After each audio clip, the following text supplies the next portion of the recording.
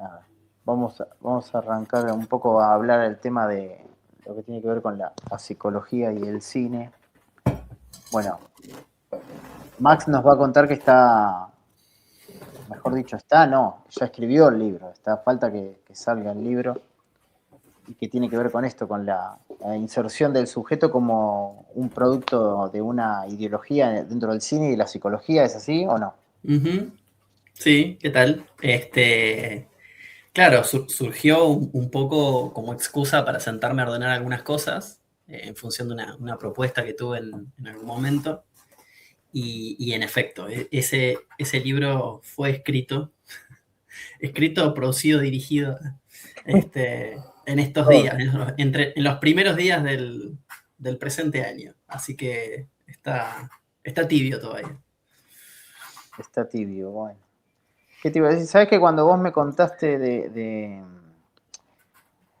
acerca del libro, ¿no? Lo primero que se me vino a la mente es porque básicamente muchas personas sobre todo psicoanalistas, eh, tienen eso de analizar la película desde una mirada Ujú. psicoanalítica, y tiene que haber mucho que ver por esto de que Freud decía como que el cine era como la pantalla del inconsciente, como una proyección, ¿no? Y sobre todo, Ujú.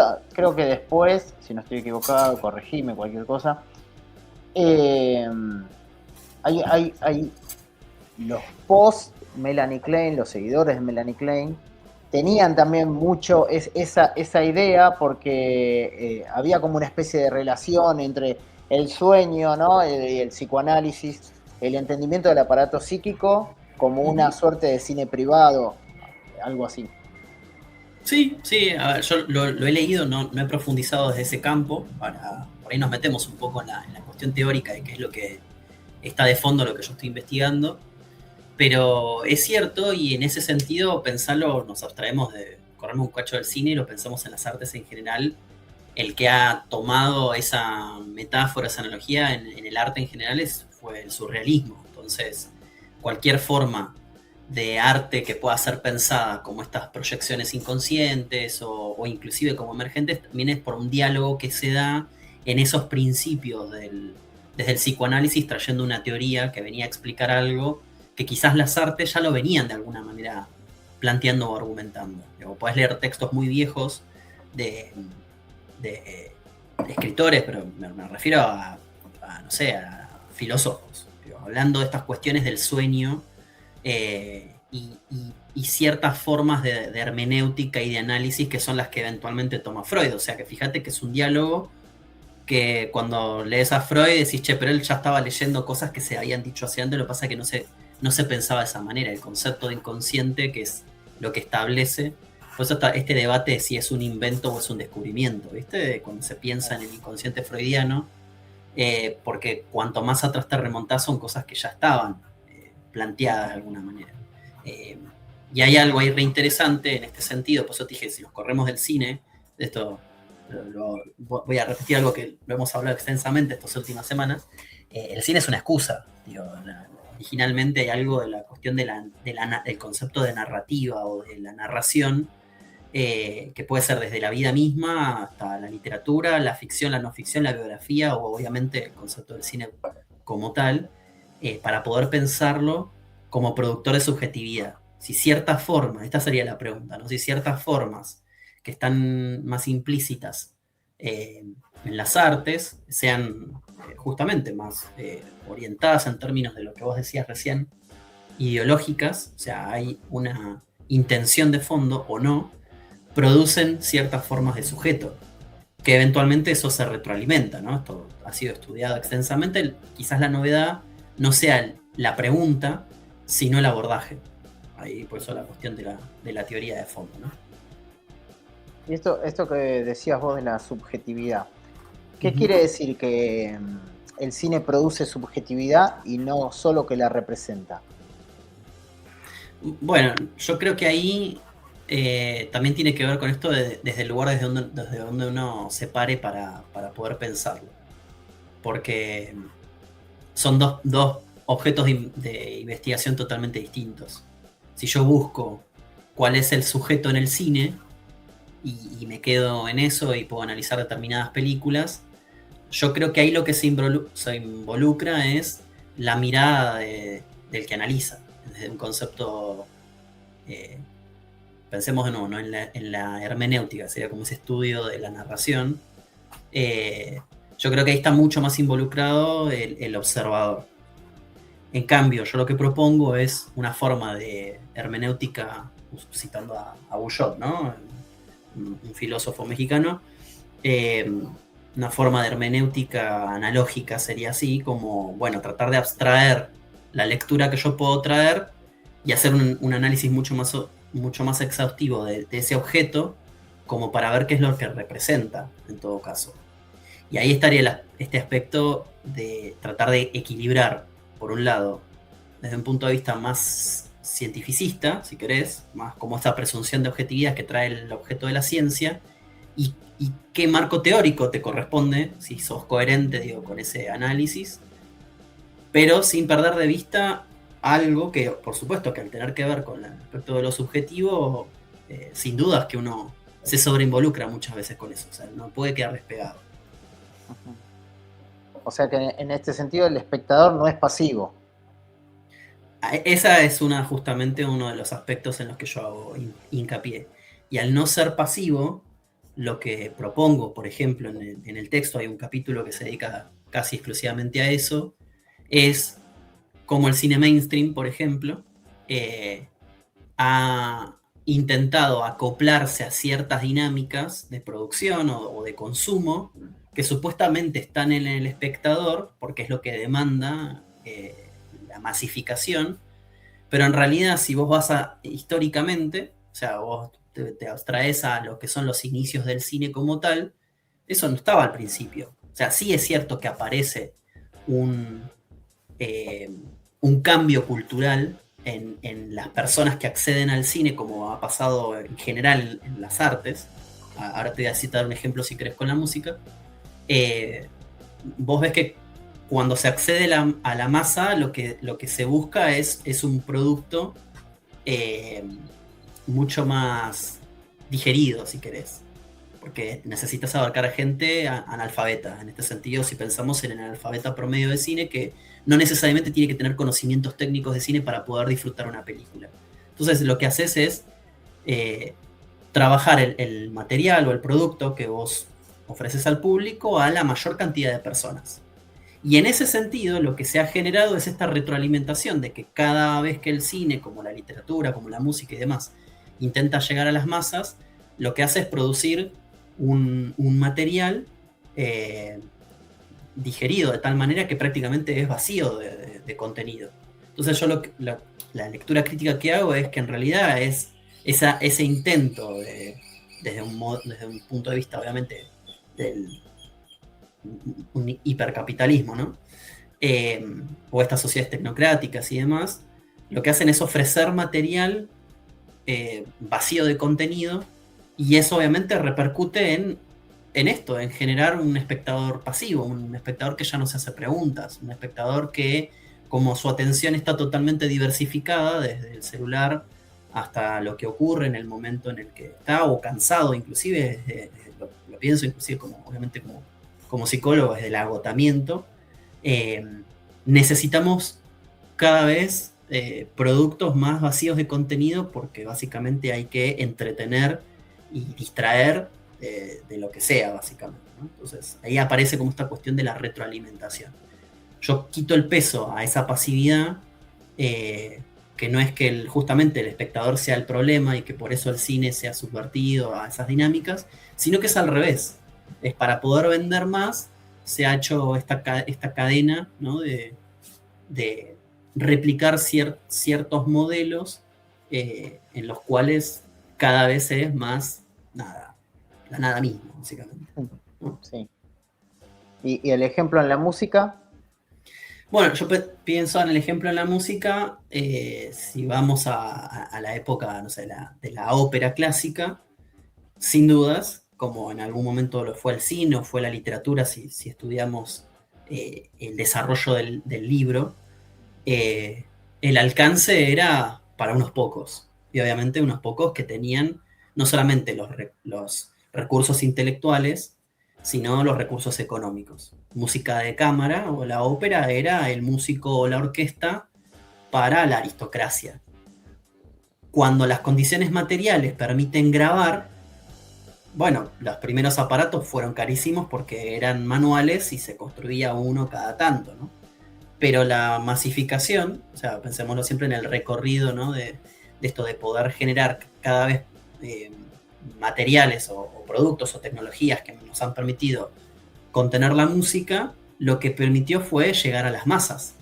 Ahora, la diferencia entre un Beethoven grabado en vinilo, por darte un ejemplo, cualquiera, ¿no? Pero digo, un Beethoven grabado en vinilo permitió que cualquier persona que tuviera intenciones y tuviera la capacidad de adquirir un vinilo y tuviera la máquina para reproducirlo, pudiera escucharlo.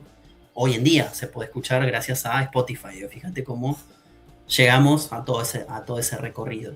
Ya no está en aquella persona que solamente era la que podía adquirir al músico o a la orquesta, obviamente con toda la guita, o en los teatros y demás, y era escucharlo en ese momento y no se podía escuchar más, ¿no? Entonces, ahí hay algo de esta réplica que se hace del objeto artístico para llevarlo a la masa.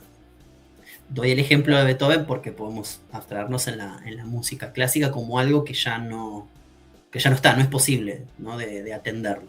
Uh-huh. Si nosotros llegamos al concepto de cine, ocurría lo mismo. El espectador de cine, de los inicios del cine, cuando aparecen la sucesión de imágenes, primero que eran muy breves, y segundo que era gente que tenía la banca económica para poder acceder a algo que solamente esas personas podían observar. Cuando las tecnologías permitieron abaratar costos y extender las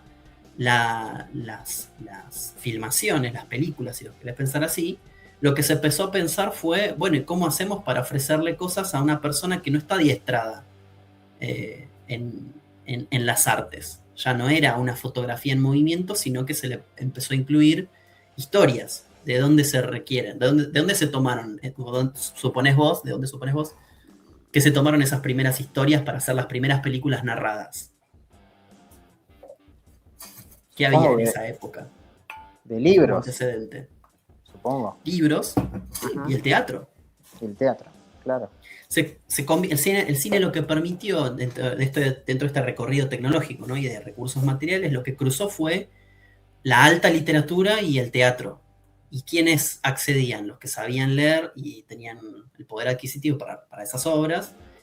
Y no es que no hubiera otra literatura menor, si lo pensamos en los términos hegemónicos, ¿no? Pero no cualquiera accedía al teatro porque también era carísimo. Pero el cine lo que permitió fue justamente que fuera cualquier persona que pudiera pagar un boleto de cine, una entrada muchísimo menos costosa que lo que sería el teatro, y encima la reproductibilidad. Ya no cansabas a los actores, ¿no?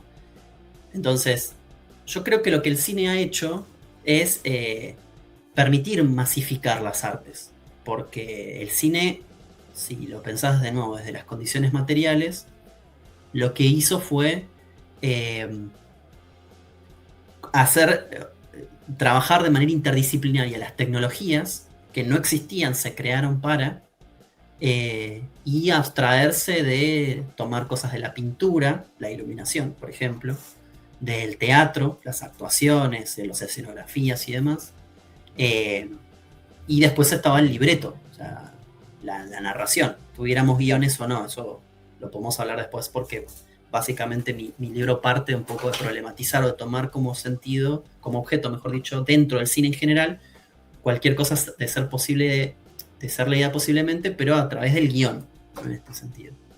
Que es lo que le da, en todo caso, forma por varias discusiones que argumento ahí. Pero lo curioso ahí es esto, ¿no? Que así como existía la alta literatura y, no sé, Shakespeare en el cine, también existía una literatura menor, que era la literatura del folletín, por ejemplo, o de los cuentos que aparecían en los relatos breves que aparecían en los diarios, y eso es lo que trajo al público masivo. Claro. ¿no? Entonces hay algo de esto, ¿no? De cómo las tecnologías permiten grabar y cómo el cine absorbe de todo lo que había y esta cuestión, ¿no? La crítica hubiese dicho que el cine debería haberse quedado en la alta literatura y en el teatro, y obviamente quedaban por fuera todas las personas que no estaban instruidas. Por eso usó el concepto del analfabeta en el sentido este de que gracias al cine la gente se empezó a alfabetizar en el cine. Ahí hay algo muy curioso, si querés ahora avanzamos un poco. No quiero usurpar el espacio, pero No, no, en absoluto. ¿qué es lo que pasa, por ejemplo, con la crítica de cine? Bueno, también, ¿no? Si nos corremos del academicismo y vemos quiénes fueron los primeros críticos de cine populares y que eventualmente eso generó, de nuevo, una retroalimentación en el propio cine gracias a que nos corrimos de la alta literatura, el teatro, lo académico, y pensamos en otras condiciones, quienes empezaron a hablar de cine popular en este caso, si querés pensarlo así. Ajá.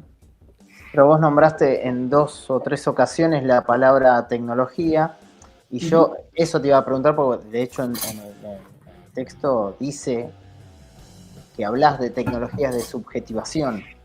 ¿A qué te referís con eso?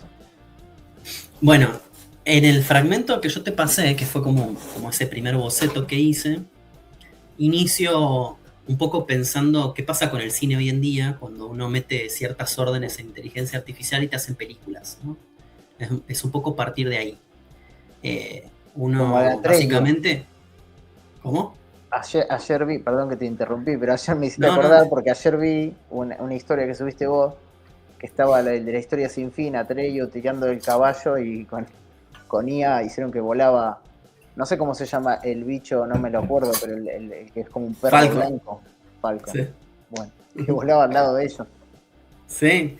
Bueno, pero fíjate que lo curioso es cómo en ese prompt lo que hicieron fue resignificar una escena tristísima para los que vimos la película siendo chicos en esa época, ¿no? ¿Te acordás lo que originalmente pasa en esa película, en esa escena? No, creo el caballo se hunde, ¿no? ¿O no? El caballo se hunde, el caballo se muere. Claro, porque él estaba tirando a Atreyu se llama el chico, ¿no? Sí. Estaba tirando el caballo y me parece que moría el caballo, desaparecía y se hundía en la arena movediza, sí. No sé. Se hunde, exactamente. En el video ese, por eso lo que puse, así se usa la IA, ¿viste? Como para quitar inclusive las experiencias traumáticas, resignificar las experiencias traumáticas del pasado. O sea, cualquier persona que vea el fragmento de ese video no entendería si no vio la película. Y el que vio la película quizás de grande o de esta época, digo, esta generación que pudo haber visto la película y quizás no le significó tanto lo que fue finales de los años 80, ese tipo de películas juveniles, y lo que podía llegar a significar para uno la conmoción de quizás ver la muerte de un animal, en este caso, ¿no? Obviamente ficcionada y demás, pero lo que me pareció muy curioso de ese video es estas formas, ¿no? Mira, te voy a poner un ejemplo, parece que me estoy yendo contra por las ramas, pero tiene que ver. Si vos opones una imagen de las plazas donde juegan los pibes, de hace 20, 30, 40 años atrás, y ves las plazas de ahora, lo que estamos haciendo es que no queremos que los pibes se lastimen. Nos olvidamos el concepto y el valor que tiene el rasparse las rodillas de pibe. Si ahora me caigo y tengo una plaza de goma o me tiro por un tobogán y es totalmente de plástico, curvado y toda una figura hermosa, llena de colores. Claro, quizás hemos mejorado muchísimo en algunos aspectos tecnológicos, pero lo que estamos haciendo es desapegarnos un montón de otras experiencias de lo humano, como puede ser la conmoción emocional en la temprana infancia de ver morirse un personaje en el cine. Digo, esto lo vemos inclusive en las películas hoy en día en Disney, ¿no? Que tiene pero un poco en ese caso puntual, digamos como que nosotros vemos que se hunde el caballo, se muere el caballo, ¿no? En esa arena, pero es como una literalidad, pero en realidad era simbólico porque era como que lo olvidaban, ¿no? Una cosa así, el nene estaba leyendo el libro, yo no la vi hace muchos años, no me acuerdo exactamente, pero creo que el nene estaba leyendo el libro, a medida que no leía, es como que se iba borrando todo, ¿no? Era la nada. Claro, en la historia sin fin lo que aparecía era esta entidad que borraba todo, la nada, caían todos en el olvido, y la figura del niño lector, en este caso, que es el que se roba ese libro de la librería, lo que hace es en algún punto como mantener con vida a los personajes hasta el final, para ver si eventualmente logra vencer a la nada, básicamente, logra vencer el olvido. Claro.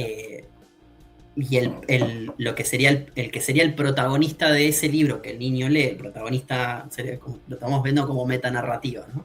Sí. En la primera capa tenemos al niño que se roba este libro de la librería, que tenía un montón de problemas en la casa, en el colegio y demás, o sea, hay toda una situación ahí puntual respecto de la transición del niño a adolescente y demás, que lee a su vez a otro niño, a otro joven, en este caso el aventurero Atreyu, al que se le recibe esta misión de, bueno, salvar a la princesa y luchar contra la nada y un montón de cosas ahí, ¿no? Uh-huh. Lo que él pierde es no pierde a su caballo, pierde a un amigo, básicamente, su familiar, o sea, es confrontar con la idea de la muerte. Y ahí me parece que hay una experiencia valiosa en los términos de que, bueno, uno lo puede pensar con más o menos nostalgia de lo que pudo haber sido experimentar la idea de la muerte frente a eso, que parece, insisto, parece una boludez, y eso nos lleva a otro, por eso nos estamos yendo por las ramas, pero tiene mucho que ver estas cosas, ¿no? Poder pensar lo que era el cine hace 40 años atrás y lo que es el cine hoy en día, donde uno ve ese tipo de escenas, pasa de largo, terminó, y ¿qué vemos? Es la pregunta que queda, ¿no? Cuando termina una serie o una película. Puede que haya algún tipo de movimiento emocional, pero yo creo que estamos tan desafectivizados y tan desapegados en términos emocionales que el cine ha hecho también que aparezcan lo que, bueno, en el contexto del libro yo lo llamo, como estaba expresando, como una expresión así como bien pornográfica, ¿no? Bien explícita, donde no dejan nada librado a la imaginación o al laburo del espectador. Las escenas son cada vez más explícitas, más sangrientas. Hay todo un sentido de literalidad, no es en todo el aspecto, pero sí, generalmente esto es todo como muy explícito, muy superficial, porque estamos, por un lado, desafectivizados, no nos conmocionan las cosas de la misma manera. Entonces ya no se labura desde ahí. Y por otro lado, nuestra capacidad de poder analizar cada vez más en profundidad ciertos aspectos nos requiere mayores recursos. O sea, al requerirnos mayores recursos, cambiamos de canal o nuestra atención se fue. No sé si, bueno, para los que vean esto y quizás les interesa el tema y por ahí escucharon hablar a un equipo de actores, directores, productores de una nueva película de acción en Netflix, decían su experiencia de presentar el proyecto con los productores de Netflix y les pidieron que reescriban varias veces el guión para que sea más literal, por el tema de la atención del espectador. Pero esta escena no la tenés que mostrar, la tenés que decir. Hay una premisa en el campo del guión de cine que es show, don't tell. O sea, muestra, no digas. Hoy es al revés. Es di, no muestres. ¿Por qué? Porque si yo no lo digo, o sea, en la película no estoy diciendo, vos y yo estamos conversando y no digo, estoy conversando con Facundo varias veces, el espectador está con su atención scrolleando redes sociales o anda a saber qué está haciendo con el ruido de fondo y se pierde la trama. Y perderse la trama no entiende nada y lo saca. Yo necesito el espectador que siga el hilo, aunque sea distraído, pero acá, ¿entendés? Presente acá con lo que yo te estoy mostrando. Yo creo que ahí es donde está esa forma de subjetivación hoy en día, en esto de, bueno, menos laburo intelectual, menos laburo a nivel emocional, porque necesito como muchas cosas para activarlo emocionalmente, entonces escenas cada vez más explícitas, y eso hace que te acostumbres, obviamente. La gente que vio en su momento, en las fechas cercanas al estreno, El silencio de los inocentes, creo que ninguna de las personas que vimos la película originalmente, más o menos en esa época, podríamos decir que no hay algo de lo grotesco, a pesar de que no hay muchas escenas que sean violentas explícitamente, ni grotescas y demás. Hoy en día tenés toda esta saga de series, perdón, sí, está bien, de series, pero que están bajo el título Monster, están revisitando a los asesinos seriales, ¿no? Historias reales, ficcionadas y contadas. Y por un lado lo que vemos son dos cosas. Escenas muy explícitas, y la otra es la humanización del monstruo en historias reales. No está, el concepto de la humanización me parece que está bueno por un lado porque lo que tendemos a pensar es que esa expresión, ¿no? Como Jeffrey Dahmer era inhumano. Como decimos de Hitler. Sí. Los campos de concentración o Hitler son inhumanos. En realidad todo lo contrario, eso es humano.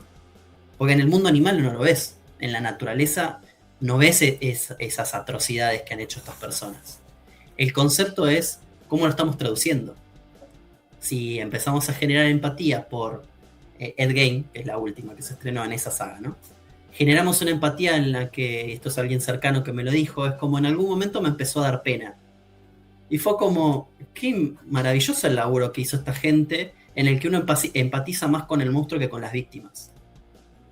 Claro. Eso por lo menos es para preguntarse qué está pasando en términos de lo que estamos consumiendo. Y yo soy un gran consumidor, no estoy haciendo acá el moralista ni mucho menos. Aparece me entero ahora que va a salir una nueva y de hecho ya sé más o menos por dónde va la próxima y me reinteresa el concepto para poder pensarlo, problematizarlo.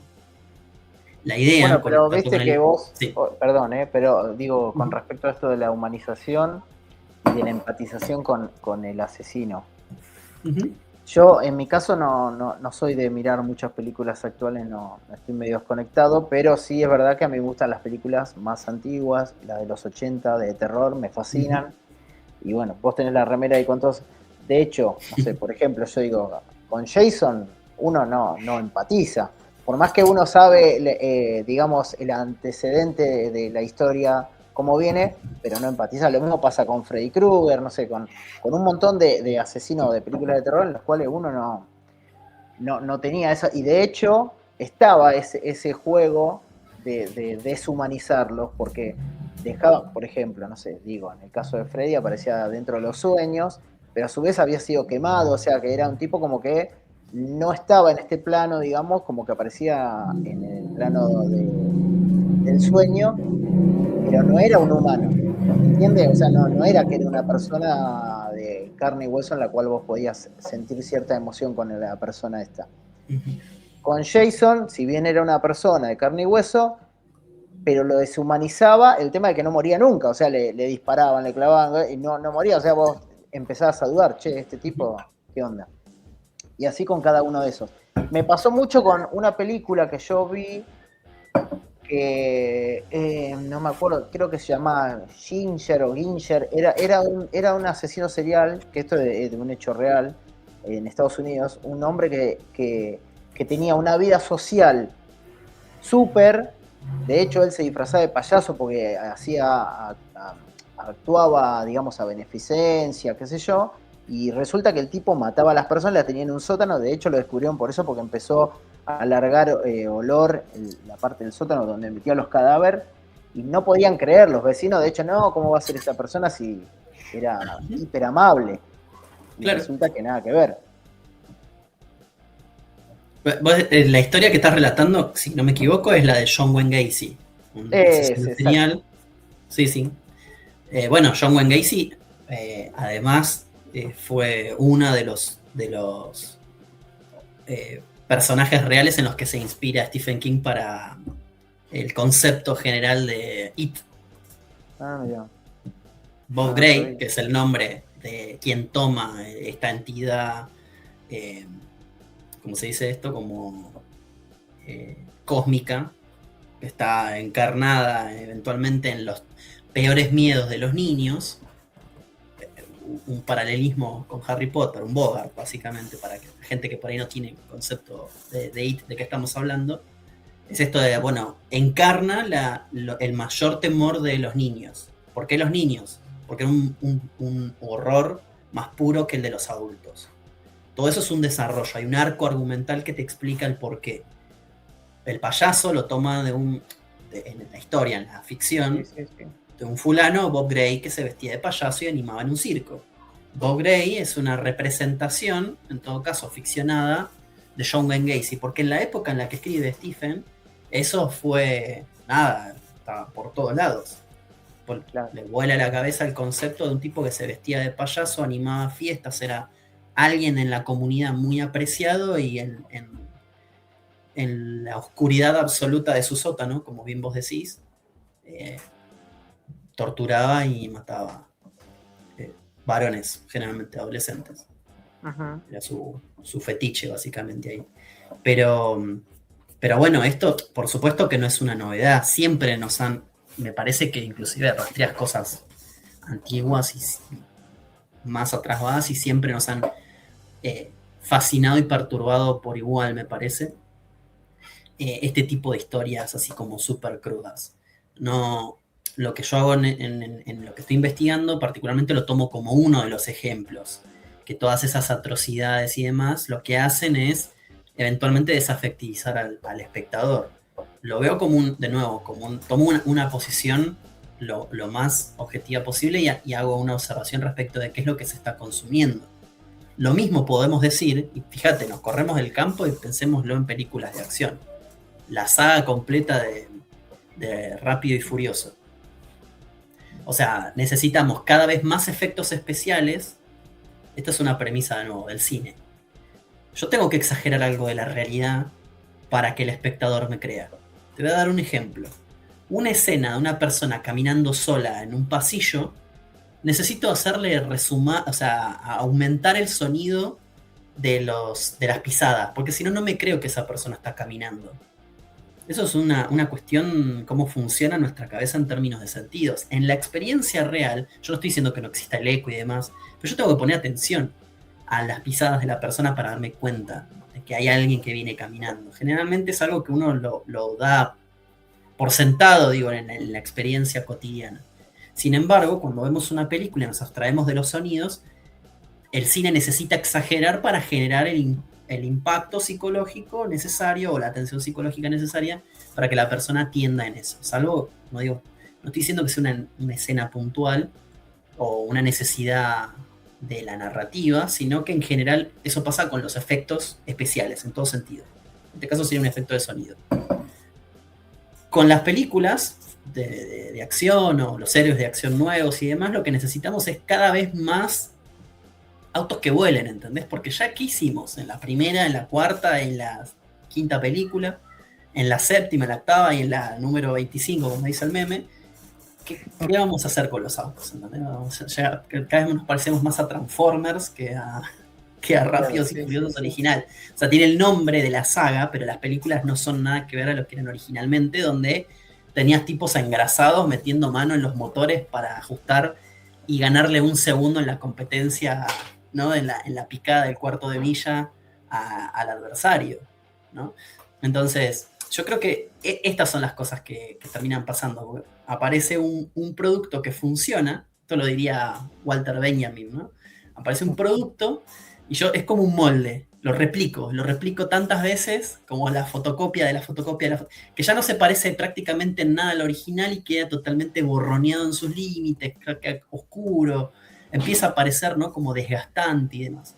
Eso no significa que no haya gente que siga yendo al cine a ver las películas porque le fascina, de nuevo, insisto, yo me pongo en posición de moralista, pues el verano pasado, de la primera a la última, las vi completas cuando las estrenaron en una plataforma. Las pusieron, disponibles en una plataforma, las vi todas de corrido, que no lo había hecho nunca, y pude ver la progresión. Primero, año a año, cómo fueron mejorando las tecnologías, pero también cómo el uso de la tecnología lo que hizo fue un borroneo de la trama o de lo que sostenía originalmente, no de la historia, porque quizás la historia sigue estando, sino como ves, baja la calidad del contenido en función de esta exaltación de los sentidos en términos de autos que explotan, pero que explotan, no, terrible. Un auto real, eso explotaría así. Sí, yo la vez pasada, yo no vi, claro, yo vi la 1 nada más de Rápido y Furioso, y después vi un pedazo de una, que no sé cuál número será, viste que en el cable les dan todos los días, enganchá, prendé la tele y estaba una que saltaba de un avión, yo ya ahí digo, bueno, esto me supera, como que era mucho para mí, De porque las últimas, demasiado claro. fantástica, Claro. demasiado fantástica. Y, y a mí Pero la verdad dentro que de. no me atrae eso, Perdón, claro, pero es mi, eso me pasa a mí. seguro.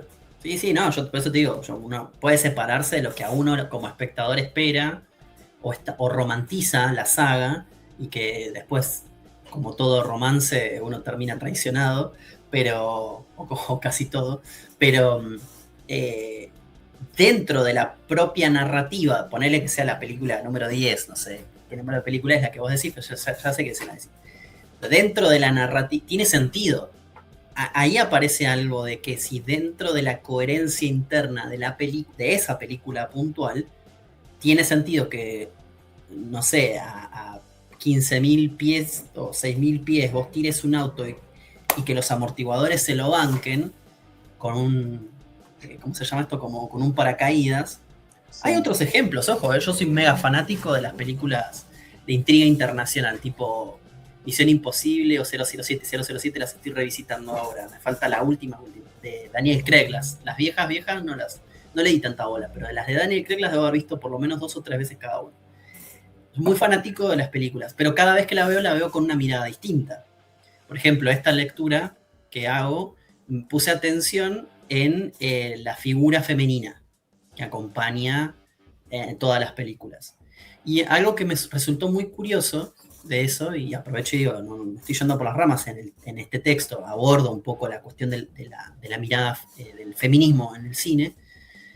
Algo que me parece muy curioso es que, fuera de que sigan estando las chicas Bond, que es en las películas originales eran el objeto material, el objeto de deseo, ni siquiera la femme fatal, que la podemos hablar en otros sentidos.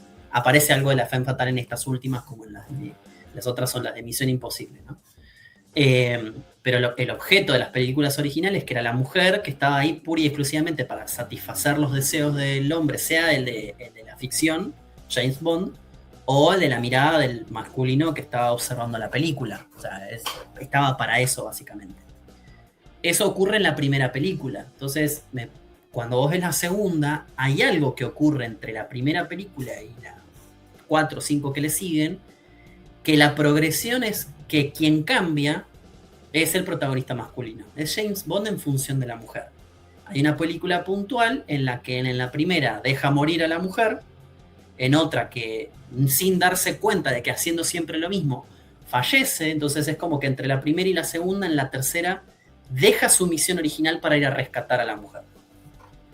No porque necesitara ser rescatada, porque esto es lo interesante, sino porque estaba atrapada. Es algo que es como una especie de reivindicación de algo que él no puede hacer en la película, en la primera película. Entonces, muy levemente, y eso es para el ojo atento, vos ves una progresión y un cambio en el protagonista, lo que sería como el arco general entre todas las películas que vinculan, ¿no?, a la construcción del personaje. Hay algo que cambia.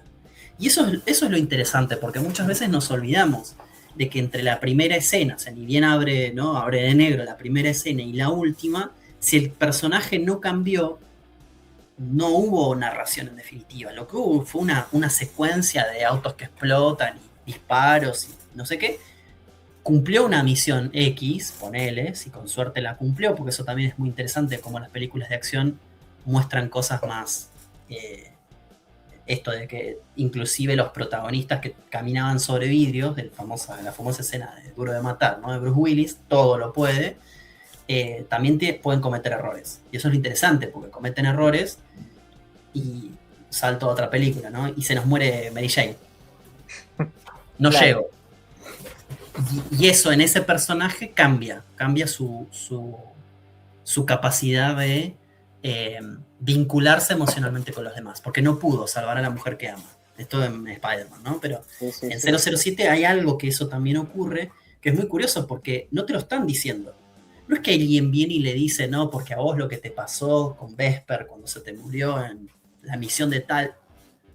Vos lo ves, que el tipo cambia su manera de vincularse con las mujeres.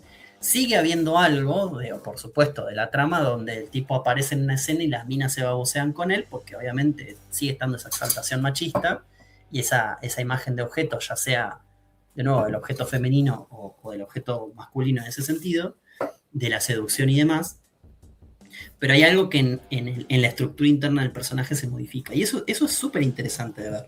Porque aparece, pero no está en un nivel superficial de la narrativa como para que uno se termine la película y diga, che, fuera de que la película me gustó, no me gustó, qué buena que fue la progresión entre la película anterior que usaban a la mujer y ahora hizo este movimiento.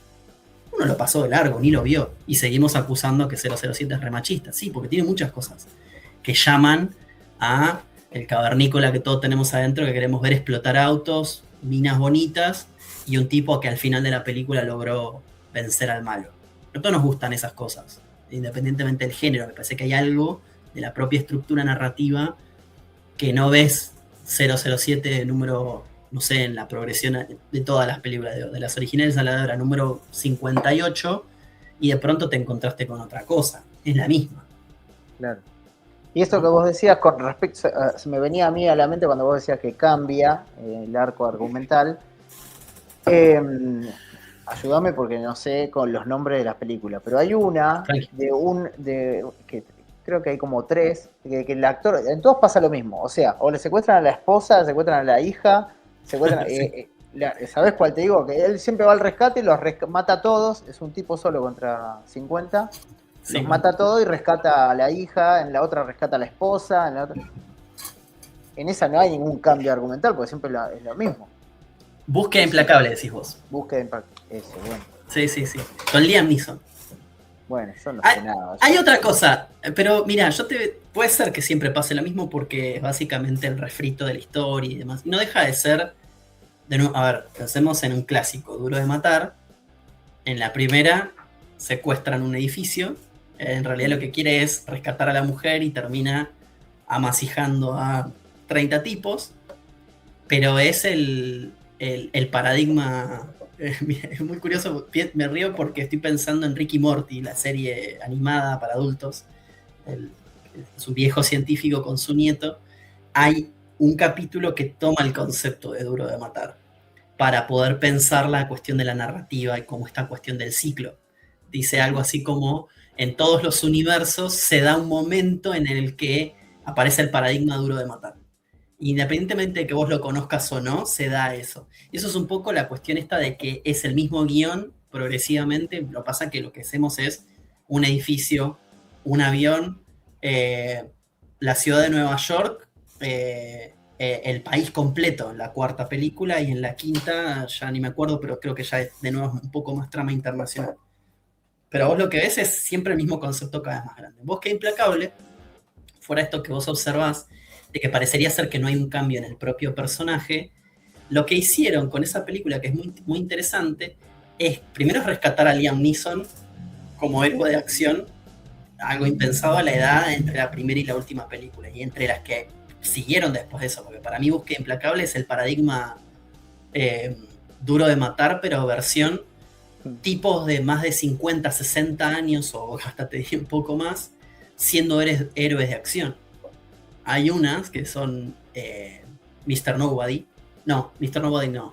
Nadie, Nobody sería, ¿no? Que es Bob Odenkirk, Better Call Saul, o el abogado de Breaking Bad. Ajá. Tipo grande, o sea, ni te lo imaginás como héroe de acción, y sin embargo traen ese concepto, un tipo que amasija a la mafia rusa a puño limpio.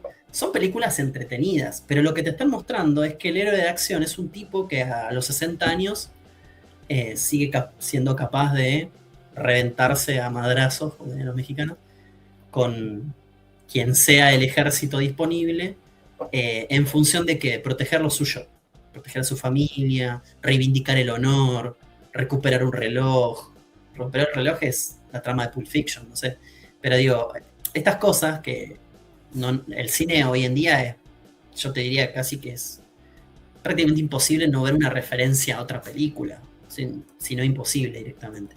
Claro, eso te iba a preguntar, porque debe ser hoy día, con tantas películas, si bien es verdad que hay nosotros estamos hablando de un cine que es el cine que, al menos el que se consume porque es el que dan en la tele. Hay otro tipo de Claro. cine, no sé, hay cine europeo, yo no te digo, no soy de ver muchas películas, menos que menos, imagínate que ese tipo de cine.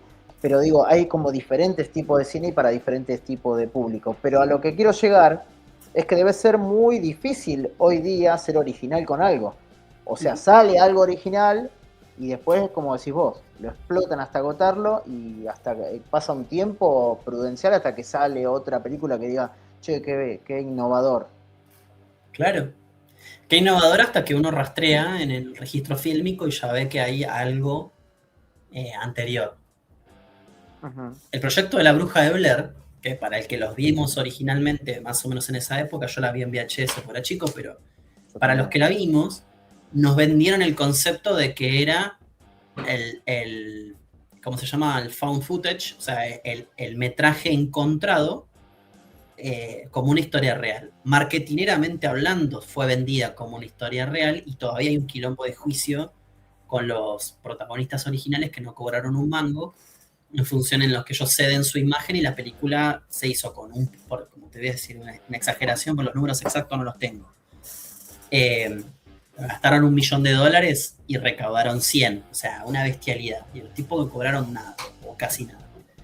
Y son el emblema de la película, entonces pero esa película no quedó ahí, o sea, hubo una Blair Una Witch secuela, 2, claro. una secuela que me dio pelo, pero después el concepto del found footage como argumento de un falso documental o como video encontrado, eh, no sé, 10 años después se puso de moda con las películas de actividad paranormal. Mismo concepto. Es algo que ocurrió, que lo estamos viendo en tiempo real, ¿no? En la narrativa, y que las cámaras están puestas, ahí es uno solo el que graba, porque rodea primero que es fanático de filmar, o laburaba de eso, ahora no me acuerdo, creo que laburaba de eso. Mika, el personaje de la primera película, pero llena Admiro tu su casa de memoria. cámaras. ¿Cómo? No, que admiro tu memoria porque te acordás los nombres de los actores, pero yo no soy un desastre. No, bueno, pero por ahí, hace muchos años, me dedico a esto hace muchos más años que de psicólogo. La mirada de psicólogo fue una consecuencia de todo esto, pero sí, me gusta. No, igual decía Mika, el personaje Mika. Llena de cámaras su casa para poder captar si había una entidad sobrenatural o no. De nuevo, el concepto es el mismo. No hay bruja, que no te la muestran. De hecho, en Blair Witch la bruja no aparece. O sea, es todo jugar eh, con el fuera de cámara sería, ¿no? El concepto fuera de cámara. Para mí es el mejor terror, el que no te muestra nada. Hablando de lo que decíamos al principio, cuanto menos muestres, no menos digas, en todo caso, estas películas de actividad paranormal, es que no es un fantasma, que es lo que uno cree originalmente, sino que más adelante te das cuenta de que es una entidad demoníaca, básicamente. Y eso puso de moda otra cosa. O sea, se van encadenando y diciendo, che, ahora que están de moda los demonios y las posesiones, traigamos de nuevo. Y uno va a revisitar las películas originales, no sé si, bueno, vos sos más fan de las películas viejas, como El Exorcista, en el año 70 y pico, ¿qué película la ha logrado equilibrar? Y uno no es porque tenga el apego, ¿cómo se dice esto? Como la cuestión nostálgica de la película vieja y demás, sino por lo que fue originalmente en ese contexto. Star Wars, la primera, Claro. Sí, sí, sí. Tiburón, la primera, ¿no? Jurassic Park, la original, Mm. ¿no? Eh, Obviamente seguimos hablando de cine, Y esto que decías vos de las taquilla. películas que eran como cintas encontradas, ¿no? Como la Blair Witch. Había unas anteriores, no sé si vos las llegaste a ver, porque de hecho esas no fueron nunca al cine, yo te estoy hablando de la época del videoclub. Uh-huh. Estaban unas películas llamadas Los Rostros de la Muerte. No Mira, sé si la viste alguna vez. Después sacaron, creo que hasta las 7 salió. Pero ¿qué eran? Eran también las dos primeras eran innovadoras, estaban buenas y después ya mandaban fruta.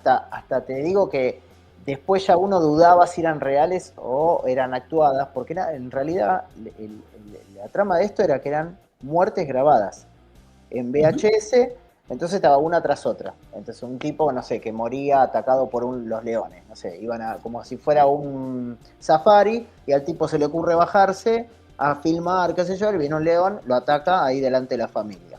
Otro que se está por suicidar se tira a un edificio. O sea, eran todas así que se suponía que eran muertes reales. Después, como te digo, empezaron a salir tantas que ya después uno decía... Era un momento en el que estaba de moda también. De hecho, Tinelli lo supo aprovechar esto de los bloopers. Y había videos con bloopers y entonces eran como un video tras otro. Y bueno, esto era de una muerte tras otra. Muy difícil de conseguir, te digo que no eran películas.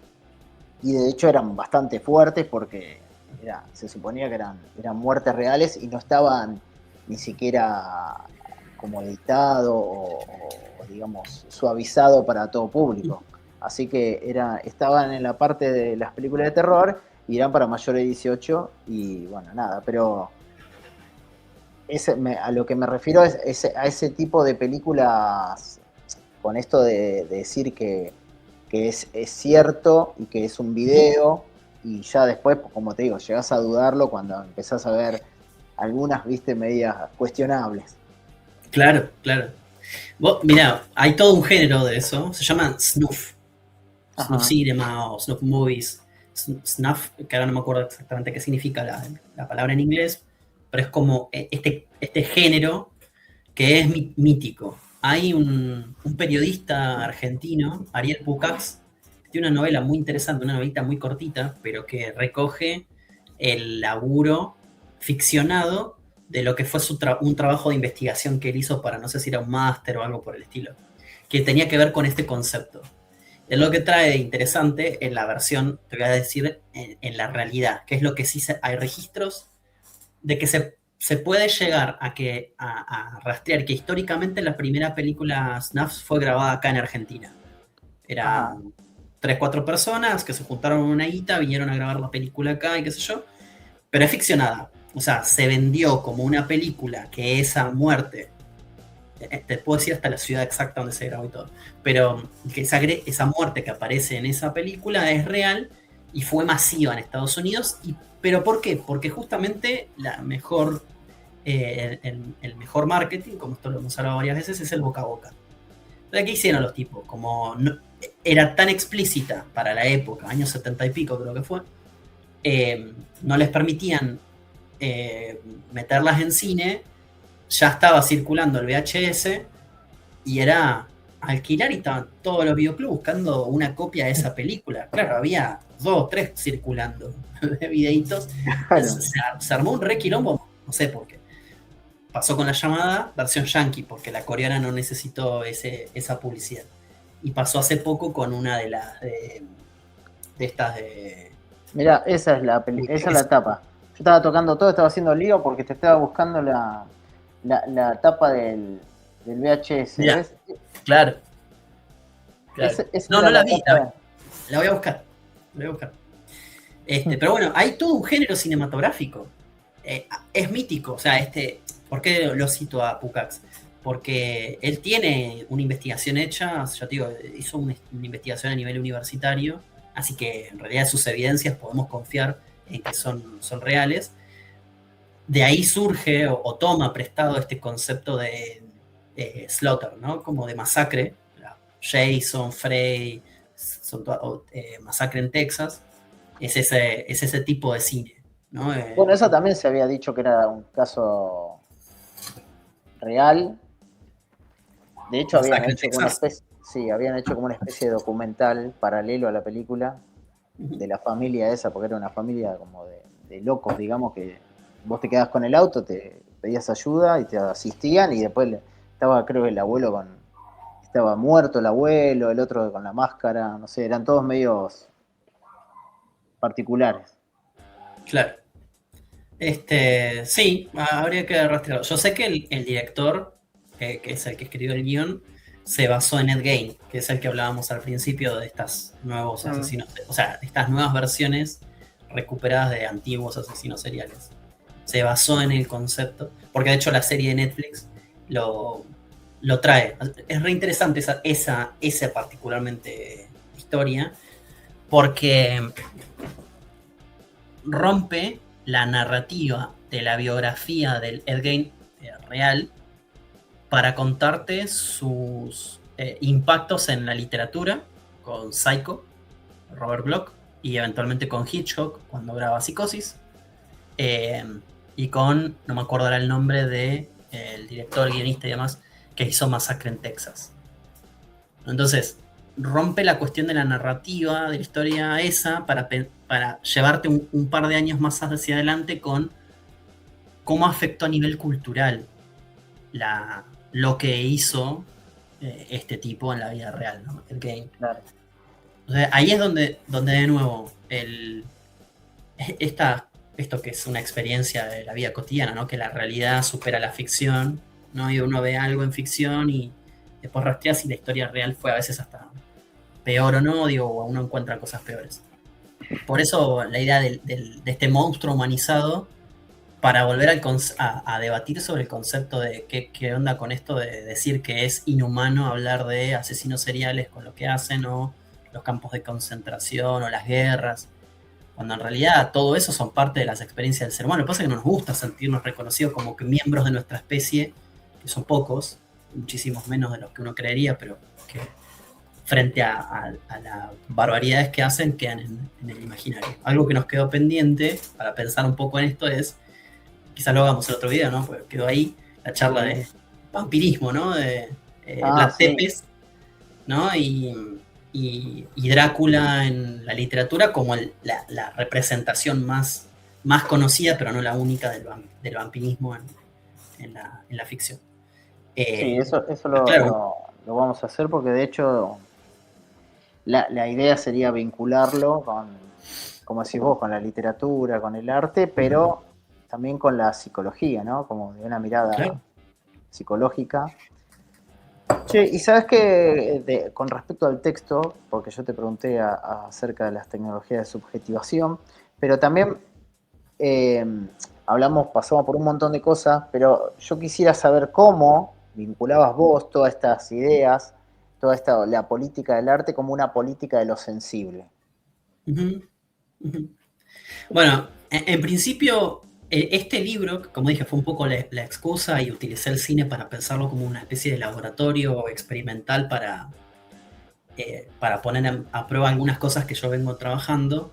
A mí, te lo resumo como muy brevemente, lo que me interesa particularmente es esta cuestión de formas de subjetivación cultural mediadas por las narraciones. Cuando hablamos de narración, hablamos de cualquier forma de narración, desde, llevémoslo a la experiencia clínica en psicología, el relato de un paciente, que es material, cómo materializa Freud su teoría, o sea, en función de la narración del paciente, pero si lo podemos pensar más allá es qué historia me está contando una fotografía o detrás de un cuadro, o las imágenes, la ejecución de fotografías, que sería la cinemática, o eventualmente en la literatura. Y dentro de la literatura, ficción, no ficción, los formatos distintos, los géneros, etcétera, etcétera. Todo eso sería como el concepto de la narratividad y las expresiones, esta mediación cultural y proceso de subjetivación. Obviamente es un campo enorme, entonces lo primero que, yo lo vengo leyendo hace años sin darme cuenta que vengo leyendo sobre estas cosas que son las que básicamente me interesan. Cuando me senté a ordenar qué era lo que venía leyendo, encuentro como un poco este concepto genérico.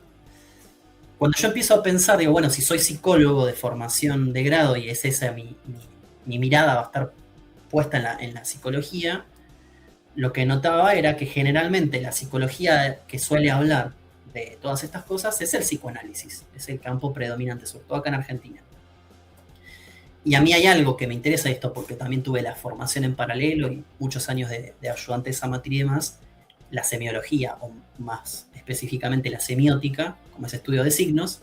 Entonces, entre la psicología y la semiótica, lo único que me faltaba darle era como cierta formalidad, marco de referencia, y me fui a formas de filosofía, sobre todo específicamente epistemológicas o metodológicas, como para darle un marco de referencia lo suficientemente firme como para poder plantar ahí lo que sea que vaya a investigar y no desviarme demasiado en cuanto a cualquier cosa, ni tampoco caer en un relativismo por no tener un cuerpo teórico que le diera sustento a lo que yo estaba investigando. No quería hablar de mis opiniones. Yo creo que, y como soy psicólogo, acá está mi valor. No, simplemente es esto, ¿no? Entonces, en ese sentido, lo que traté de armar justamente es esto, un modelo lo suficientemente sólido de poder observar cualquiera sea el objeto que estoy analizando en ese momento, pensemos en un libro o pensemos en una película, pero lo suficientemente flexible como para poder incorporar ahí determinadas cosas. Y hay un aspecto más que es el que me parece todavía más interesante destacar, fuera de toda esta que es una cuestión como más teórica, que es la mirada argentina, o sea, latinoamericana, o sea, situada en qué es lo que nos pasa a nosotros en función del arte. Y ahí es que un poco hago este análisis, sobre todo del cine argentino. Por empezar, porque soy argentino y mi mirada siempre va a ser ahí, pero que sea una mirada localista, sin caer en una mirada subvertida de cierta presunción de eurocentrismo, digamos, o estas cuestiones más norteamericanas del cine de Hollywood, que de nuevo es lo que abunda, inclusive en argentinos. Hay un texto, un libro, que está basado en su tesis doctoral de Jorge Acef, que analiza las formas de subjetividad. Ese es el antecedente más cercano que tengo como para decirte, che, hay alguien que hizo algo parecido. Pero su objeto de estudio son las películas nominadas o ganadoras del Oscar en todas las categorías de Hollywood, ¿no? Producciones hollywoodenses. Hasta donde leí, no lo menciona ni una sola vez a El secreto de sus ojos, por ejemplo, pero entiendo que debe haber sido por los años en los que investigó su tesis doctoral, aunque el libro se publicó después. Pero fuera de eso, digo, lo que me interesaba es esto de, che, ¿cuál es nuestra mirada? ¿Qué es lo que nosotros tenemos para decir de nuestro propio cine respecto de esto? Sobre todo si nos corremos del psicoanálisis, ¿qué otras formas de psicología hay? Esa sería como la cuestión. Entonces ahí es este aparato que un poco estoy como experimentando y poniendo a prueba en términos de modelos de experimentación, como te decía, pero sobre todo de filosóficos y desde un modelo, un abordaje de una psicología que no necesariamente es clínica ni tampoco psicoanalítica. No estoy en contra, mucho menos del psicoanálisis, que sirve un montón para poder pensarlo, sino para poder pensar qué otras cosas tiene para decir la psicología al respecto, ¿no? Sin pensar en esto que hablamos un poco al principio, las expresiones inconscientes o el deseo, y ahí cobra mucho más sentido la semiótica, que es el estudio del signo, en todo caso. Claro. Y entonces, te hago una pregunta, en el texto, sí, digamos como que el cuerpo ocupa un lugar central en la propuesta. Ajá, claro. Bueno, el título del libro es Cine, Cuerpo, Subjetividad. Antes decía I, en el resumen que yo también, I, le saqué la I y puse una coma.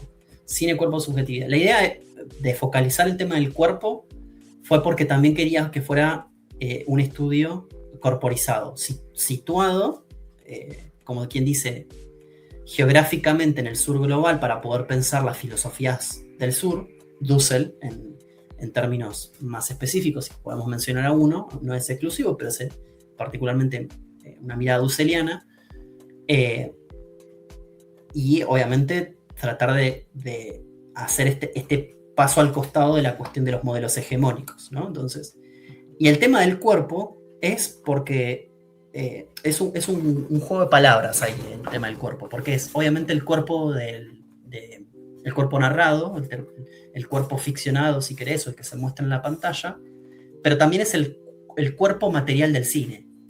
Es algo así como un cine que también nos mira a nosotros. Es poder pensar que el cine es una máquina viva, en todo caso sería una máquina con todas las, no una máquina biológica, ¿no? Sino una máquina que también nos mira, tiene una capacidad de mirarnos y que tiene formas de subjetividad intrínsecas a ese cine, materializadas, por supuesto, en esa secuencia de imágenes, pero no exclusivamente, porque hay personas por fuera de eso. O sea, lo material es extensivo tanto a el laburo intelectual como artístico, como tecnológico, si querés pensarlo así. Entonces es una forma de materialismo. El cuerpo funciona ahí como este pivote para poder pensar todo lo que subyace a la idea del cuerpo. Entonces ya no sería solamente el espectador que observa o la imagen que estoy viendo de determinado protagonista, independientemente del género y demás. Cuando digo género me refiero también a la forma de narración, no solamente al género, si es masculino, femenino o otras formas de género, ¿no? Entonces, en ese sentido, el laburo, la complejidad va por ahí, sobre todo. Está puesto el cuerpo como esta bisagra, si querés pensarlo así. Y esto, justo que vos hablabas del cine nacional, del cine argentino, ¿cómo sería esto de narrar, digamos, experiencias minoritarias, pero sin caer en el estereotipo? Y yo creo que ahí está. Bueno, si pensamos en el estereotipo, sin la mirada crítica, ¿para qué nos sirven los estereotipos?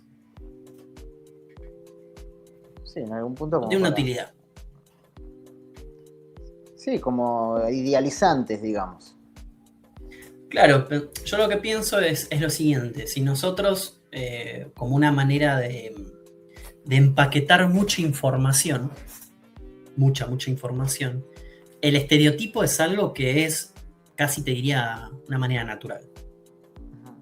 Estamos todo el tiempo estereotipando cosas. El tema es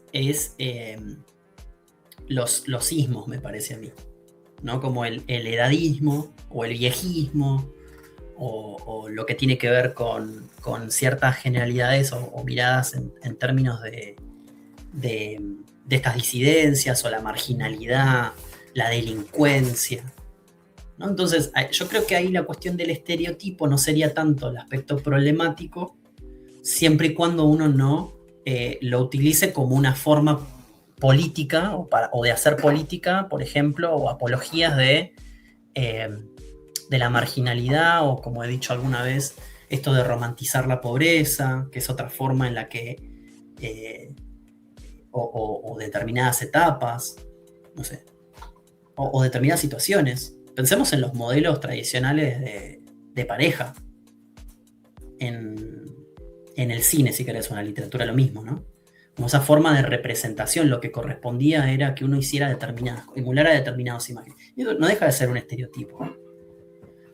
Entonces, si nosotros nos corremos de eso, de qué función cumple un estereotipo y para qué lo estamos usando, lo podemos politizar también.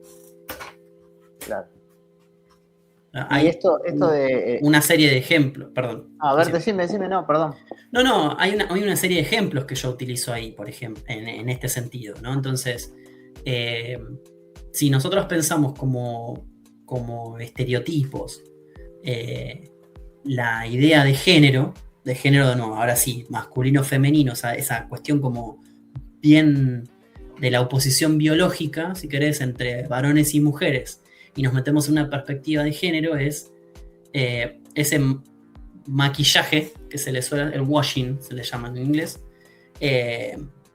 de forzar para incluir, básicamente.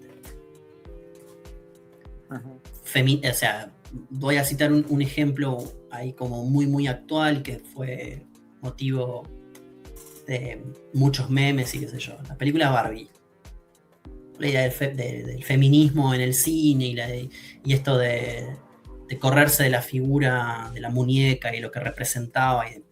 Para mí la película, de hecho lo cito y hay un estudio ahí muy interesante que trae un abordaje y demás, es un feminism washing, ¿sí? Era como un lavado feminista, porque la directora y el equipo de guionistas y demás eran todas mujeres, pero no deja de ser una imagen estereotipada de un montón de cosas en las cuales en realidad no nos estás diciendo nada novedoso. Lo que estás usando es todo un relato político, social, con cierta perspectiva de género, pero en realidad lo que estamos observando no es eso. Ahí yo creo que caemos en el estereotipo. Estereotipamos la idea del feminismo como la disidencia política, filosófica y demás, para traer algo que parece que nos estás dando un mensaje nuevo y en realidad lo único que estás haciendo es reflotar una franquicia para vender más muñecas. Sería como, en muy resumidas cuentas, no es esa la finalidad, por supuesto, porque no es tan causa-efecto, ¿no? La situación. Yo creo que en ese sentido podemos pensar cualquier cosa, la marginalidad lo mismo. ¿Y qué implicaría, por ejemplo, colonizar la experiencia del otro, como decís vos en el libro? Bueno, ahí yo creo que es esto de como esta cuestión de que suele tener la literatura o el cine, de que parece que sabe más de nosotros que nosotros mismos. Entonces, si yo me anticipo a estas cuestiones, te voy a decir cuál va a ser la nueva forma en la que se goza una cierta etapa de la vida o demás. Cómo se disfruta, cómo son las parejas hoy en día, cómo son las familias, qué es lo que tienen que hacer. Entonces, ¿quién controla ese relato? Sería la cuestión. Y ahí yo creo que el cine argentino en particular, como creo pasa en la experiencia latinoamericana, como generalmente los cineastas, no digo que todos los casos, pero sí en una gran mayoría, suelen tener una mirada muy situada, muy corporizada respecto de lo que es ser latinoamericano en este modelo, si querés, suele tener cosas que son muy interesantes, pero al mismo tiempo parece que no son nuestra experiencia. Esperando la carroza, película recontra mega clásica argentina. Sí. Yo creo que la mayoría de las familias que la ven se ven en muchos motivos, muchas escenas, perdón, muy identificadas en aquellos años y en los actuales. La enorme diferencia es cómo se reorganizó la familia. Si hiciéramos Esperando la carroza hoy en día, yo no sé si tendría el mismo éxito. Hago la misma pregunta respecto de las tecnologías y usando el ejemplo paradigmático de los simuladores. Pero Esperando la carroza, porque la familia que representan en esa época no sigue los mismos valores ni la misma composición familiar hoy en día. Yo creo que ahí es donde está la cuestión de esta colonización de la experiencia. Cuando ya el cine que nos mira ya nos está hablando en la misma época. Entonces, si yo tengo que hacer una remake, tengo que hacer muchos ajustes en este sentido. Y a veces no nos gusta esa mirada que tiene para traer el cine, sobre todo si es un cine que está bien pensado, bien corporizado y bien sistematizado en ese sentido. Por eso hay películas que me parecen que son muy relevantes en ese sentido para poder pensar y traigo lo que fue la época del nuevo cine argentino, sobre todo de lo que fue postdictadura, como películas que son relativamente accesibles o conocidas o que han recibido premios o que han sido mencionadas, cortometrajes también menciono algunos, en ese sentido porque lo que busco es que haya sido de un cine visto. No quiero oponer la idea de este tipo de problemáticas en un cine independiente pero el cual es poco accesible o que requiere un conocimiento técnico, cuando menos estético o intelectual previo mío como espectador para poder obtener una experiencia mucho más rica en experiencia porque lo miro y la verdad que no entiendo nada. Claro. Y vos en el libro hablás un poco acerca de la angustia, ¿no? De la experiencia como núcleo. Uh-huh. Pero como para ir cerrando, me gustaría que vos me dijeras un poco acerca de cómo es tu propuesta con respecto al psicoanálisis. Ok. Qué presión que me metes, pues te lo tengo que decir breve y... No, breve no, explayate, pero digo que... Sí. No te quiero... No, breve... Ya te tengo hace como 2 horas. No, tranquilo. Pero fuera de eso, yo también pensaba en la extensión del video por el espacio que vos tenés, pero para podés hacer un tomo 1, tomo 2, no, ¿cómo se llama? Como escena 1, escena 2, si querés. No, igual van a ser varios, sí. Claro. Bueno, por empezar, yo lo que no quise fue caer en la misma cuestión de volver a decir algo desde el psicoanálisis cuando creo que hay mucha gente que podría decir cosas no solamente más inteligentes de las que yo puedo llegar a decir, sino que tienen una experiencia del psicoanálisis quizás mucho más arraigado, o porque son psicoanalistas, o se han psicoanalizado al menos, que es casi prácticamente lo mismo, pero digo, se dedican a ver el mundo desde ese modelo. En este caso yo lo que hago en todo el texto, y como todo lo que vengo escribiendo y investigando y demás, es una mirada más bien materialista, cognitiva, monista. O sea, entonces en ese sentido es muy incompatible con las formas que tiene el psicoanálisis de observar la realidad. Entonces, en ese sentido, mi observación es muy respetuosa, y de hecho lo tomo cuando vale, cuando corresponde tomarlo, para poder oponer ambas imágenes. Lo que dice el psicoanálisis, o lo que podría decir el psicoanálisis acá, es esto. En algún momento lo utilizo, por ejemplo, en un capítulo que menciono la idea de la virtualidad de la imagen y el reflejo, y obviamente por analogía hablo del espejo, y para hablar del espejo es imposible no pensar en Lacan, pero en la misma experiencia y esa muy resumidas cuentas de explicar el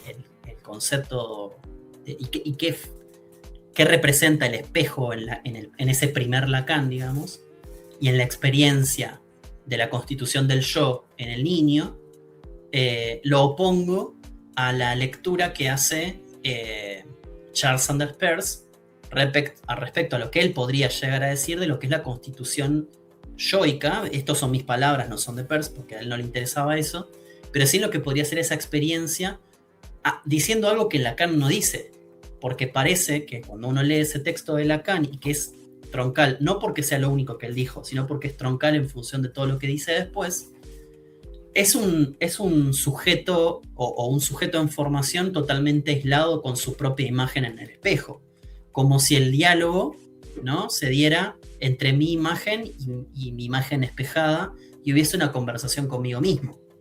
En resumidas cuentas, uno lee el texto de Lacan y lo que está hablando es de eso, que es el niño cuando se refleja en el espejo empieza a constituir su propia imagen que antes está disgregada. Sin embargo, lo interesante cuando lo opongo a esta reinterpretación desde un punto de vista de lo que sería el signo icónico sería, ¿no?, mi imagen en el espejo como un icono para Peirce. Peirce da un ejemplo en las primeras infancias que es totalmente contrapuesto. La mirada siempre está desde un otro, que es algo que Lacan va a decir más adelante, pero no en esa etapa del espejo, ¿no?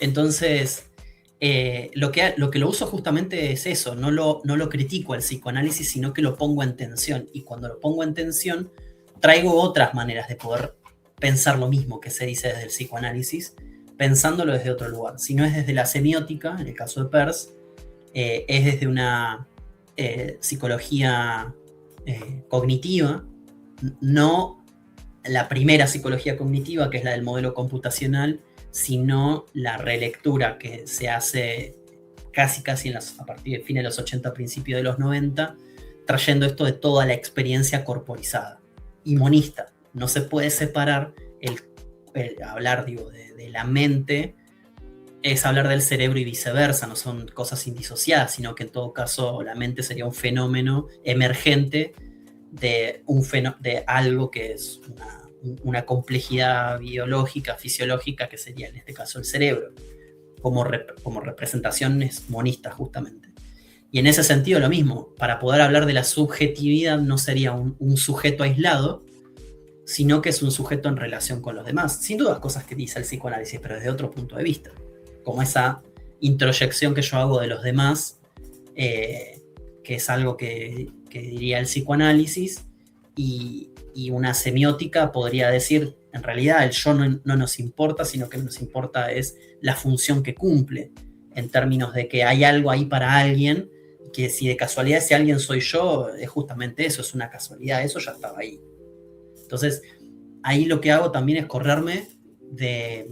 No lo represento tanto en este cuerpo teórico de este libro particular, pero sí es algo que se va planteando y argumentando para futuras líneas de investigación, que tiene que ver con correrse de la cuestión antropocéntrica, porque inclusive pensamos todo en función de nuestra mirada y nuestra expresión fenomenológica como seres humanos, y todo en la gran mayoría de las lecturas que yo he tenido, al menos, insisto, puede ser que haya quedado alguna por fuera, pero en la gran mayoría todo se hace a medida del hombre, o antropológico, no del hombre varón, sino antropológico. Todo se hace a medida de lo que yo puedo representar. Y eso el psicoanálisis tiene un montón. Cuando uno se corre de ese fenómeno de cómo piensa el psicoanálisis cualquier cosa, y vemos que en realidad hay otras, no solamente otras formas de vida, sino otros vínculos. Porque ahora hay algo que esto, si querés, ya cierro acá, pero que lo podemos retomar en otro momento si querés, que es poder pensar cómo se comunican las máquinas hoy en día.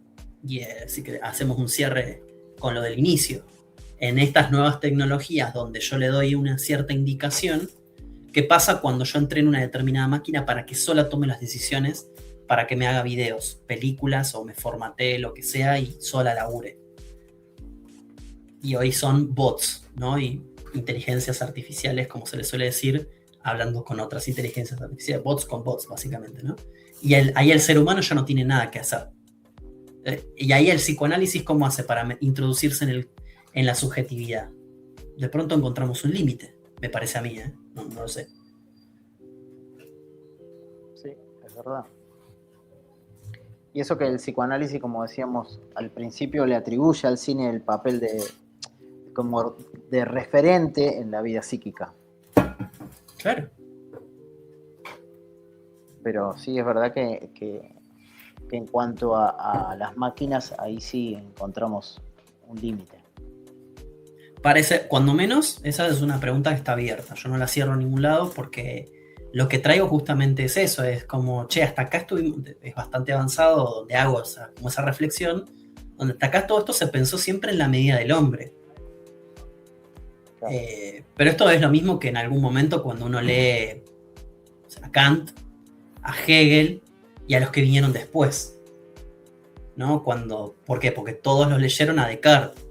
Pero cuando vas más atrás y encontrás antecedentes de que había otra forma de sujeto antes de Descartes, y esto es algo de lo que Alain de Libera hace un laburo antropológico enorme sobre eso. Es decir, claro, todos estos siempre lo referenciaron a Descartes por el laburo que él hace, y hay muchas cosas que hoy en día podemos entender por fuera de ese sujeto escindido. José Pablo Feynman, el filósofo argentino, da una frase muy, muy linda, muy gráfica, que es el sujeto hachado. O sea, vino Descartes con un hacha y partió al sujeto para poder hablar del coito y demás. Y de ahí en adelante, del 1400 y pico en adelante, siempre se pensó en un sujeto partido. Bueno, hay otras formas de reinterpretar todas estas cosas. Y todas esas formas, por lo menos, insisto, hasta donde yo he podido abordar, si nosotros lo materializamos, lo corporizamos o hacemos ese análisis desde ese lugar, lo que vemos son los bordes. Entonces, el psicoanálisis estaría dentro de otra cosa. Ya no sería lo que está por fuera y ve los bordes, sino que por fuera del psicoanálisis habría otras maneras de pensar. Ahí aparece la cognición corporizada, la inactividad, que no son tan populares, que no tienen un predominio de la mente por sobre lo demás, que no se hace toda la experiencia pura y exclusivamente a las formas que tiene el ser humano, sino como una forma de comunicación, o como te decía, si pensamos en una semiótica y lo traemos a Peirce a dialogar con... lo traemos a Peirce a ver cine, digo, a Peirce no le interesaba las formas de subjetividad porque él justamente lo que quería correrse era totalmente la idea de un yo humano haciendo ese proceso semiótico. El proceso semiótico se puede hacer por su propia cuenta, independientemente de que haya un ser humano en la... ¿cómo se llama? En la ecuación, ¿no? Uh-huh. Y inclusive esa forma de subjetividad sería otra forma de semiosis, en todo caso, de comunicación sígnica. Y uno diría, bueno, che, pero ¿esto todo para qué sirve? Y, por ejemplo, para poder pensar las nuevas tecnologías. Gente con anteojos, ¿cómo se llama esto? Con realidad virtual. Sí, los lentes virtuales, sí. Virtualizamos toda la experiencia, o los avatares. ¿no? Las formas en las que me represento virtualmente en las redes sociales, por ejemplo. Es verdad. Todo es básicamente esto, ¿no? Como, bueno, me puse los anteojos, analizo la subjetividad del cuerpo y metimos el cine ahí, pero podemos meter la literatura o cualquier otra forma de arte. Insisto, porque es un poco el laboratorio, no sé a dónde me llevará esto, pero un poco va por ahí. Capaz salen más libros. La idea es esa. La idea es esa. Por lo menos ahí yo tengo material para continuar uno inmediatamente después de donde cierro este, porque reciclé el último capítulo, porque me di cuenta que quedaba muy descolgado, entonces hay otra cosa, ya eso lo tengo ahí como bastante listo, pero a partir de eso retomo un montón de otras cosas para poder pensar la siguiente etapa. Bueno, re bien. Por Igual menos, vamos te comprometo a que hagamos más conversaciones de estas y sobre todo, bueno, nada, a medida que vos vayas sacando, en el caso de este el libro, cuando esté físicamente, tenemos que hacer un video y después, de hecho, si sacás otro, seguimos con esto. ojalá, bueno, yo te súper agradezco el tiempo, el espacio y bueno, conversaciones de este estilo hemos tenido un montón. Es la primera vez que Sí, bueno, no están grabadas. Se alinearon los planetas porque claro, venimos amenazando con el encuentro hace un montón. Así que nada, sí, es verdad. agradezco un montón el espacio y sobre todo porque a último momento modificamos algunas cosas para charlar un poco más de lo que yo tenía ganas de charlar, no tanto de lo que vos me proponías. Bueno, no pasa Soy, nada, ¿viste? no hay Un problema. niño caprichoso. No hay problema. Yo me adapté, traté de adaptarme lo mejor posible. Creo que haberlo hecho bien. Salió re bien. Yo me de sentí hecho, muy te cómodo. hice preguntas en base a tu texto, así que no es que me fui por la rama ni nada por el estilo. El interlocutor válido. Sí. Bueno, Max, te agradezco enormemente. Gracias a vos por el tiempo, gracias por todo, por contarnos esto acerca de tu próximo libro. No sé, espero que esté próximamente a la venta y en tal caso después lo anunciaremos, así si alguno lo quiere adquirir. Esperemos que salga todo bien. Bueno, nada, obviamente. Gracias por el espacio. Te mando un abrazo grande, che. Gracias a vos. Otro. Nos vemos. Chao, chao.